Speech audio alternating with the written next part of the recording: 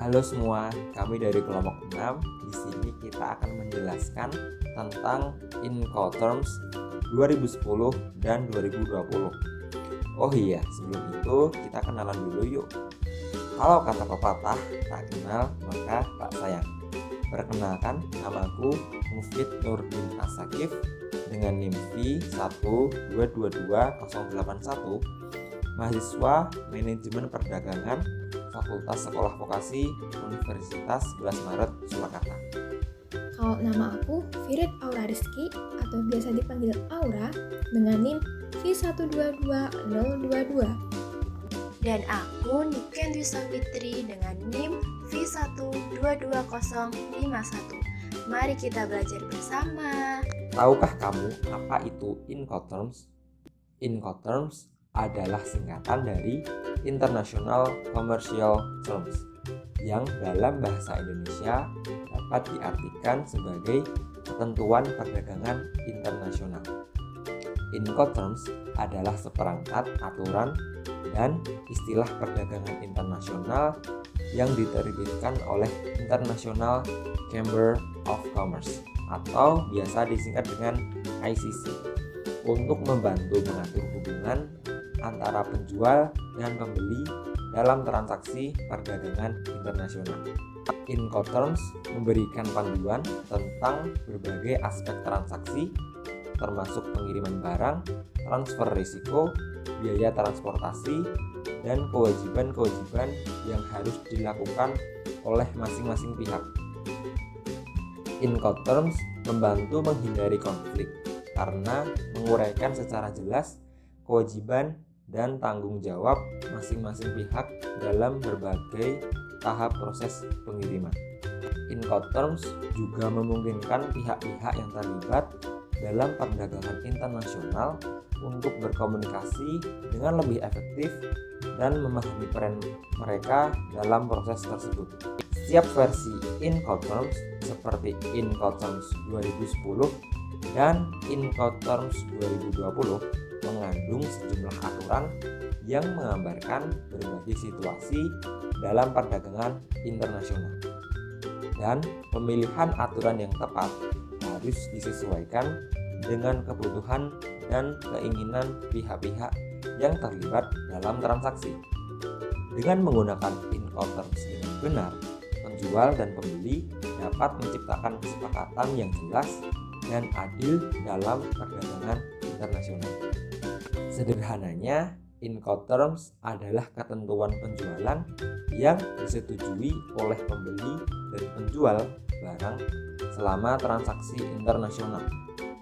Aturan-aturan ini diterima oleh pemerintah dan otoritas hukum di seluruh dunia. Memahami Incoterms adalah bagian penting dari perdagangan internasional karena mereka dengan jelas menyatakan tugas, biaya, dan risiko mana yang terkait dengan pembeli dan penjual. Nah, untuk penjelasan lebih lanjut tentang Incoterms 2010, yuk simak penjelasan berikut.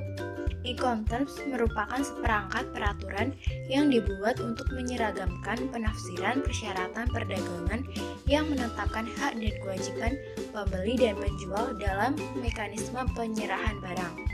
Klausul-klausul dalam Incoterms mengatur hak dan kewajiban antara penjual dan pembeli terhadap hal-hal sebagai berikut.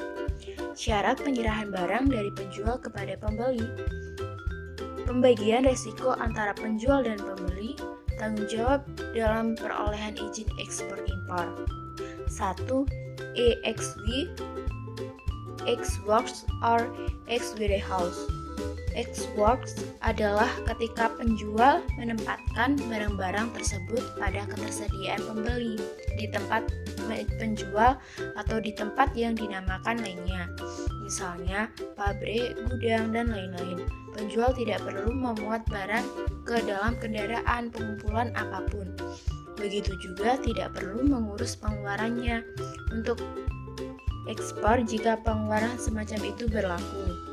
2. FGA atau Free Carrier.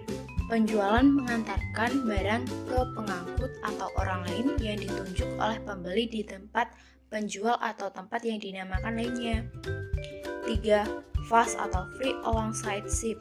Penjual mengirimkan barang ketika barangnya ditempatkan di sebelah kapal, misalnya di dermaga atau tongkang yang ditunjuk oleh pembeli di pelabuhan keberangkatan yang dinamai. Risiko kerugian atau kerusakan barang berpindah saat produk berada di sebelah kapal. Pembeli bertanggung jawab atas semua biaya mulai dari saat itu. 4. FOB atau Free on Board. Penjual mengirim barang di atas kapal yang ditunjuk oleh pembeli di pelabuhan keberangkatan yang dinamai atau mengamankan barang yang sudah dikirim demikian. Risiko kerugian atau kerusakan barang berpindah saat produk berada di atas kapal. Pembeli bertanggung jawab atas semua biaya mulai dari saat itu.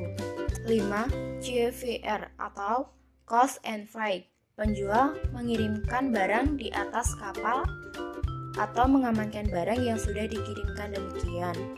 Risiko kerugian atau kerusakan barang berpindah saat produk berada di atas kapal. Penjual harus mengontrak dan membayar biaya dan pengangkutan yang diperlukan untuk mengirim barang ke pelabuhan tujuan yang dinamai. Nomor 6, SIF, Cost, Insurance, and Freight. Penjual mengirimkan barang di atas kapal atau mengamankan barang yang sudah dikirim demikian. Risiko kerugian atau kerusakan barang berpindah saat produk berada di kapal. Penjual harus mengontrak dan membayar biaya dan angkutan yang diperlukan untuk membawa barang ke pelabuhan tujuan yang dinamai. Penjual juga mengontrak asuransi perlindungan terhadap risiko kerugian atau kerusakan barang selama pengangkutan. Pembeli perlu memperhatikan bahwa dalam SIF, penjual hanya diwajibkan untuk mendapatkan asuransi dengan cakupan minimum. Jika pembeli ingin memiliki perlindungan asuransi lebih banyak, pembeli perlu menyetujui hal tersebut secara eksplisit dengan penjual atau membuat pengaturan asuransi tambahan sendiri. Yang nomor 7 ada CPT atau Carriage Paid to. Penjual mengirimkan barang kepada pengangkut atau orang lain yang ditunjuk oleh penjual di tempat yang disepakati. Jika ada tempat yang disepakati antara pihak-pihak, penjual harus mengontrak dan membayar biaya pengangkutan yang diperlukan untuk membawa barang ke tempat tujuan. Nomor 8 ada SIP atau Carriage and Insurance Paid to. Penjual memiliki tanggung jawab yang sama seperti CPT, tapi mereka juga mengontrak asuransi perlindungan terhadap risiko kerugian atau kerusakan barang selama pengangkutan yang dihadapi oleh pembeli. Pembeli perlu memperhatikan bahwa dalam SIP, penjual hanya diwajibkan untuk mendapatkan asuransi dengan cakupan minimum. Jika pembeli ingin memiliki perlindungan asuransi lebih banyak, pembeli perlu menyetujui hal tersebut secara eksplisit dengan penjual atau membuat pengaturan asuransi tambahan sendiri. 9. DAP, Delivered at Place. Penjual mengirimkan barang ketika barang ditempatkan pada ketersediaan pembeli di alat transportasi yang tiba dan siap untuk dibongkar di tempat tujuan yang dinamai. Penjual bertanggung jawab atas semua resiko yang terlibat dalam membawa barang ke tempat yang dinamai. 10. DPU, Delivered at Place Unloaded. DPU menggantikan Incoterm sebelumnya. DAT dikirimkan ke terminal. Penjual mengirimkan saat barang setelah dibongkar ditempatkan pada ketersediaan pembeli di tempat tujuan yang dinamai. Penjual bertanggung jawab atas semua risiko yang terlibat dalam membawa barang ke tempat tujuan yang dinamai dan dalam membongkarnya di sana. 11. DDP, Delivered Duty Paid. Penjual mengirimkan barang saat barang ditempatkan pada ketersediaan pembeli. Bersih untuk impor di alat transportasi yang tiba dan siap untuk dibongkar di tempat tujuan yang dinamai. Penjual bertanggung jawab atas semua biaya dan risiko yang terlibat dalam membawa barang ke tempat tujuan. Mereka harus membersihkan produk tidak hanya untuk ekspor, tetapi juga untuk impor, membayar bea cukai untuk ekspor dan impor, dan melakukan semua formalitas kepabean. Penjelasan utama dari Incoterms 2020 tetap sama, dengan beberapa pembaruan dan perubahan kunci. Perubahan utama termasuk istilah baru DAT yang diganti menjadi DPU, bersamaan dengan perubahan lain dalam Incoterms. Sangat penting bagi semua pihak yang terlibat dalam perdagangan global untuk memahami pembaruan ini dan bagaimana mereka dapat mempengaruhi rantai pasok suatu usaha. DAT atau Delivered at Terminal diubah menjadi DPU atau Delivered at Place in Load. Keputusan ini diambil untuk menghilangkan kebingungan yang muncul di masa lalu. Pada masa lalu, DAT yang memerlukan pengiriman di terminal dibongkar. Namun, kata terminal menyebabkan kebingungan. Istilah baru DPU pengiriman di tempat dibongkar mencakup tempat apapun, baik tertutup maupun tidak. Perbedaan tingkat perlindungan asuransi antara CIF dan CIP adalah dua satunya Incoterms yang memerlukan penjual untuk membeli asuransi atas nama pembeli. Di Incoterms 2010, cakupan asuransi untuk CIF dan CIP diperlukan dalam Institut Cargo Clause C. Di Incoterms 2020 yang baru, CIP memerlukan cakupan asuransi yang sesuai dengan Institut Cargo Clause A. Clause A yang mencakup tingkat asuransi yang lebih komprehensif yang biasanya cocok untuk barang-barang manufaktur, sedangkan Clause C kemungkinan akan berlaku untuk komoditas. Nah, dari penjelasan tadi dapat diambil kesimpulan nih teman-teman. Kesimpulan yang pertama, yaitu biaya dan daftar yang diperbarui. Biaya menjadi masalah dalam Incoterms 2010 dengan beberapa pihak. Dalam beberapa kasus, penyedia mengangkutan mengubah harga mereka sehingga penjual seringkali dihadapkan pada biaya penanganan terminal yang dibebankan kembali. Di Incoterms 2020 sekarang memberikan lebih banyak detail tentang biaya dan sekarang muncul dalam bagian A9 atau B9 dari aturan tersebut. Ini dengan jelas menyatakan biaya mana yang dialokasikan kepada masing-masing pihak. Kesimpulan yang kedua yaitu peningkatan persyaratan alokasi dan biaya keamanan. Dalam dunia dengan persyaratan keamanan yang semakin meningkat, aturan Incoterms 2020 sekarang memberikan lebih banyak detail tentang alokasi keamanan dan biaya yang diperlukan.